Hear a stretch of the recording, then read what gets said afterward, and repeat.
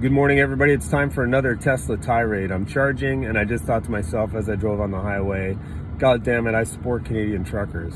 And I think the media has done a really bad job of covering this story.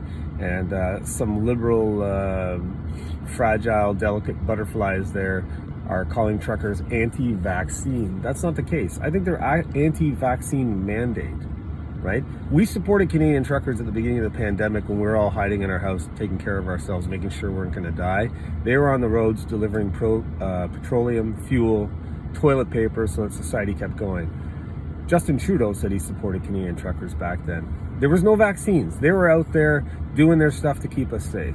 They operate in a cab, they can protect themselves, and so for 2 years they've been doing their job, and then all of a sudden some wanker in government decides we're going to create a vaccine mandate that forces Canadian truckers to have a vaccine if they go into the States and they come back in.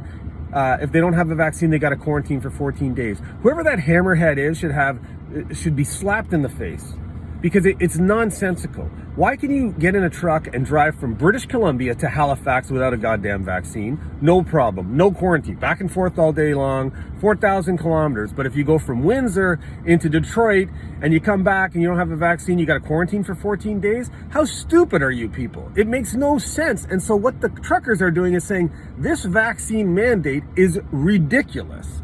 They're not anti-vaccine. 85 to 90% of truckers have vaccines. I recommend you get a vaccine for your own health. But if you're a grown man, a healthy man, you've already had COVID and you don't want to get a vaccine, I think you can drive your truck pretty safely, right? I'll sit in a restaurant with that human being because I have a vaccine, and I realize that even though I have all the vaccines, I still got Omicron, but I know I didn't die from it. So I'm protected. So let's support Canadian truckers. Let's support people who stand up to stupid policies, right? And these people that are labeling truckers as anti-vaccine, get your head out of your butt. Like, it's time.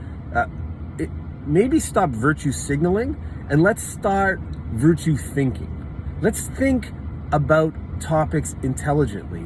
You can't tell me that a trucker has to quarantine for 14 days if they do a 2-hour route into Michigan, but they don't have to quarantine if they go from British Columbia to Halifax, right? Let's stand up to stupidity, right?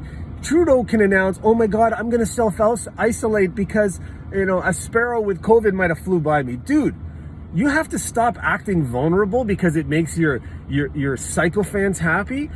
We're in a time of crisis. We need courage. We need leadership. We need to stop you just going, oh, our government wants you to do that. Just be bold. Lead us. Take a risk. You're the leader of our country and you're hiding in your bedroom because somebody walked by you with COVID?